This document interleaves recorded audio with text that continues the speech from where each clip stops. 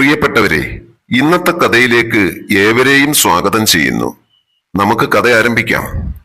സത്യഭാമയ്ക്ക് രണ്ട് ആൺമക്കളായിരുന്നു, അനിയും സുനിയും. അതിൽ മൂത്തവനായിരുന്നു അനി, ഇളയവൻ സുനി. മൂത്തവൻ ഒരു പ്രൈവറ്റ് ബസ്സിൽ കണ്ടക്ടറായി ജോലി നോക്കുന്നു.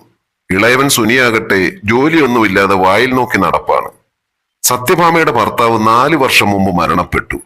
മൂത്തവൻ അനിയുടെ വിവാഹമൊക്കെ കഴിഞ്ഞു. സൗമ്യ എന്നാണ് അവളുടെ പേര്.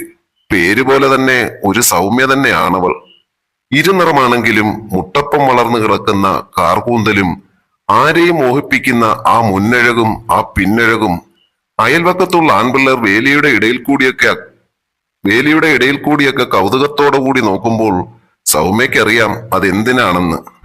അങ്ങനെ ഇരിക്കെ ഒരു ദിവസം ഉച്ചതിരിഞ്ഞ് കുളിയൊക്കെ കഴിഞ്ഞതിന് ശേഷം മുടി ചീകിക്കൊണ്ട് തന്റെ മുറിയിൽ നിൽക്കുന്ന സമയത്താണ് പെട്ടെന്ന് ഭർത്താവിന്റെ അനിയനായ സുനി ആ മുറിയിലേക്ക് കടന്നു വന്നത്. പെട്ടെന്ന് അവൾ തിരിഞ്ഞു നോക്കി. അമ്മയാണെങ്കിൽ അവിടെ ഇല്ല. പശുവിന് പുല്ലുപറിക്കുവാൻ വേണ്ടി വയലിൽ പോയിരിക്കുകയാണ്. എന്താ അനിയ? അവൾ ചോദിച്ചു. അവനൊന്നും മിണ്ടാതെ ഒരു വിടലച്ചിരിയും ചിരിച്ചുകൊണ്ട് സൗമ്യയുടെ അടുത്തേക്ക് വന്നു. അവിടെ വന്ന് നിന്നിട്ട് പറഞ്ഞു, ചേട്ടത്തി, ഇവിടെ ആരുമില്ല. ഒരു വിറയാർന്ന ശബ്ദത്തിൽ പറഞ്ഞുകൊണ്ട് അവന്റെ വലത്തെ കൈ അവളുടെ തോളിൽ വെച്ചു. സൗമ്യ ദേഷ്യത്തോടെ അവന്റെ കൈ തട്ടി മാറ്റുവാൻ നോക്കി. പക്ഷെ അവന്റെ പിടുത്തം മുറുകി വന്നതേയുള്ളൂ. എന്തിനാ ചേട്ടത്തി എന്നെ കാണുമ്പോൾ ഇങ്ങനെ ഒഴിഞ്ഞു മാറി നടക്കുന്നത്? ഒന്നുമല്ലെങ്കിൽ കോളേജിൽ പഠിക്കുന്ന കാലത്ത് കുറച്ചു കാലമെങ്കിലും നമ്മൾ പ്രണയിച്ചു നടന്നവരല്ലേ? സുനി അവളുടെ കണ്ണുകളിലേക്ക് നോക്കി പറഞ്ഞു. സുനി, നീ കൈയ്യടാദ്യം. നീ പറഞ്ഞതൊക്കെ ശരിയാ. പക്ഷേ ഇന്ന് ഞാൻ നിന്റെ ചേട്ടന്റെ ഭാര്യയാണ്. അത് നിനക്ക് ഓർമ്മ വേണം. അതുകൊണ്ട് നീ എന്നെ വേറൊരു രീതിയിൽ കാണരുത്, പ്ലീസ്. കണ്ണിൽ നിറഞ്ഞു വന്ന കണ്ണുനീർ തുളച്ചുകൊണ്ട് സൗമ്യ പറഞ്ഞു. അത് ചേട്ടത്തി, എന്റെ ചേട്ടത്തിക്ക് തരാത്ത സുഖം ഞാൻ ചേട്ടത്തിക്ക് തരാം. ഇപ്പോഴും നിന്നെ എനിക്ക് ഒരുപാട് ഇഷ്ടമാ. ചേട്ടത്തി ഒന്ന് മനസ്സ് വെച്ചാൽ ഒരു ഈച്ച പോലും അറിയാതെ നമുക്ക് ഈ ബന്ധം മുന്നോട്ട് കൊണ്ടുപോവുകയും ചെയ്യാം. മീശയുടെ തുമ്പൊന്ന് മേലോട്ട് പിരിച്ചു വെച്ചുകൊണ്ട് അവൻ അവളെ കണ്ണുകൾ കൊണ്ട് അടിമുടി ഒന്ന് ഒഴിഞ്ഞു. നീ ഇപ്പോൾ പുറത്തു പോയേ, എന്റെ സ്വഭാവം മാറ്റാതെ, സൗമ്യ പറഞ്ഞു. നീ ചീറാതടി പെണ്ണേ, ഞാൻ നിന്നെ നന്നായി ഒന്ന് കാണട്ടെ. അവന്റെ കണ്ണുകൾ അവളുടെ ആ വിജൃംഭിച്ചു നിന്ന ശരീരഭാഗങ്ങളിലൂടെ ഇഴഞ്ഞു. അവളുടെ മുഖം ചുവന്നു തുടുത്തു. സൗമ്യയ്ക്ക് പേടിയായി തുടങ്ങി. എന്റെ ചേട്ടൻ നിന്നെ ഒന്ന് തൊട്ടുപോലും നോക്കിയിട്ടില്ല എന്നെനിക്കറിയാം. നിനക്കും ഉണ്ടാവില്ലേടി പല ആഗ്രഹങ്ങളും. അതൊക്കെ ഞാൻ സാധിച്ചു തരാം. നീ ഒന്ന് കണ്ണടച്ച് നിന്നു തന്നാൽ മതി. അവൻ അവളുടെ അടുത്തേക്ക് നടന്നു ചെന്നു. അത് കണ്ട് അവൾ പുറകോട്ട് വേച്ച് ഭിത്തിയിൽ തട്ടി നിന്നു. സുനി, നീ ഇവിടുന്ന് മര്യാദക്ക് ഇറങ്ങിപ്പോ, അല്ലെങ്കിൽ ഞാൻ അമ്മയെ വിളിക്കും, അവൾ ഒരു വിറയലോട് പറഞ്ഞു. അതിന് അമ്മ ഇവിടെ ഇല്ലല്ലോ ചേട്ടത്തി. അമ്മ പശുവിന് പുല്ല് പറിക്കാൻ പോകുന്നത് കണ്ടിട്ടല്ലേ ഞാൻ ചേട്ടത്തി അമ്മയുടെ മുറിയിലേക്ക് വന്നത്. ഇനിയിപ്പോൾ അമ്മ വരാൻ കുറച്ച് താമസിക്കും.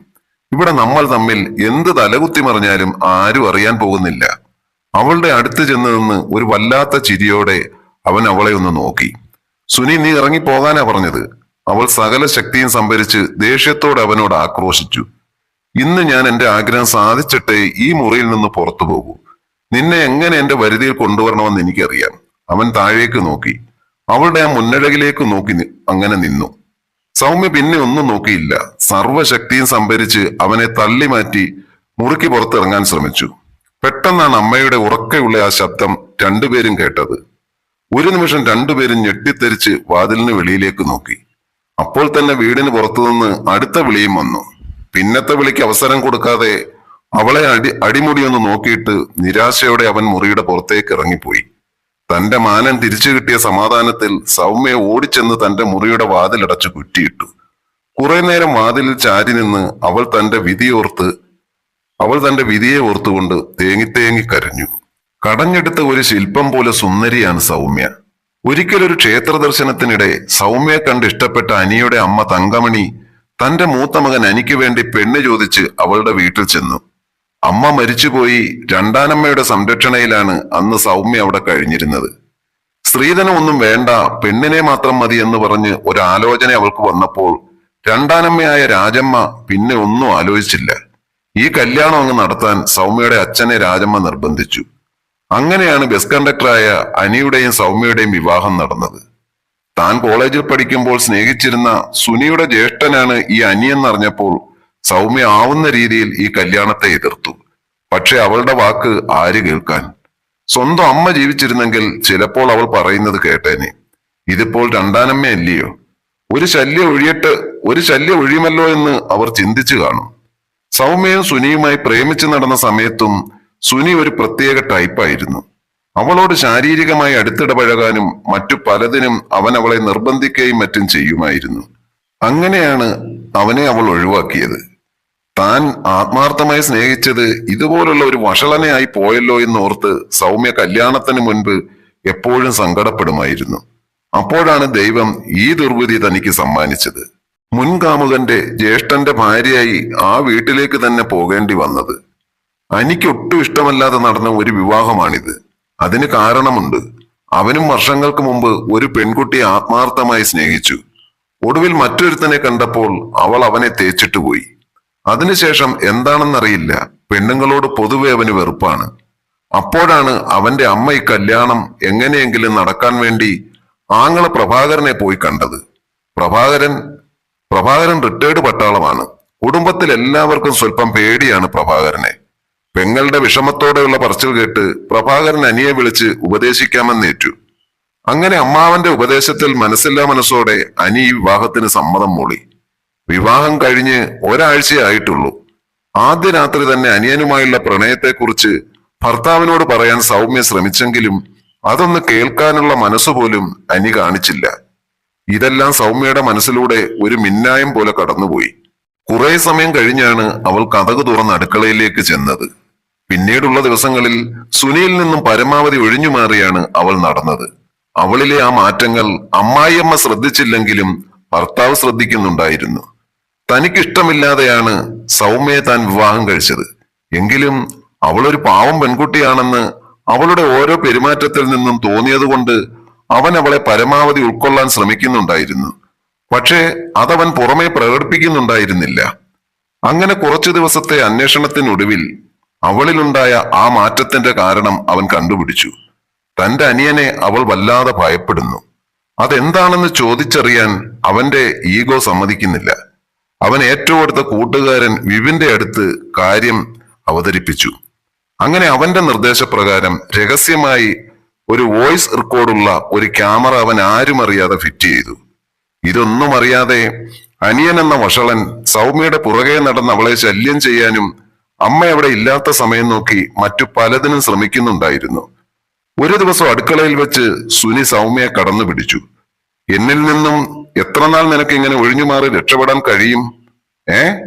ഇനിയും നീ എന്റെ ആഗ്രഹം സാധിച്ചു തന്നില്ലെങ്കിൽ നമ്മളുടെ പ്രണയത്തെക്കുറിച്ചും ഇപ്പോഴും ആ ബന്ധം നമ്മൾ തുടരുന്നുണ്ടെന്നും ഞാൻ എന്റെ ചേട്ടനോട് പറയും. അതോടെ നിന്റെ കാര്യത്തിന് ഒരു തീരുമാനമാകും.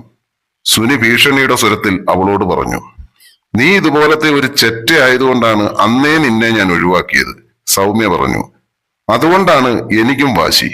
ചേട്ടൻ നിന്നെ ജീവിതത്തിൽ സ്നേഹിക്കത്തില്ല മോളെ. എനിക്ക് നിന്നെ മൊത്തത്തിൽ അനുഭവിക്കണം. അതാണ് എന്റെ ആഗ്രഹം, സുനി പറഞ്ഞു.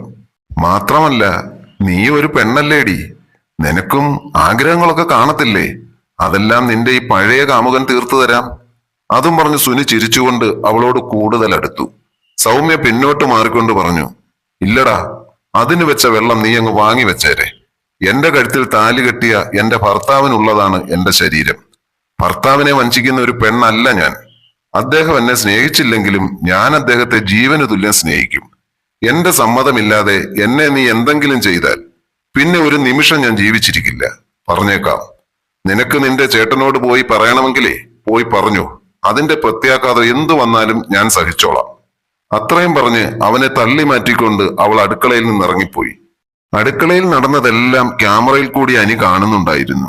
ഇതെല്ലാം കണ്ട അവന് തന്റെ ഭാര്യയോടുള്ള സ്നേഹം കൂടി. അതുകൊണ്ട് തന്നെ തന്റെ അനിയൻ ചെയ്ത തെറ്റിന് അവന് തക്ക ശിക്ഷ കൊടുക്കണമെന്ന് അനി മനസ്സിൽ കരുതി.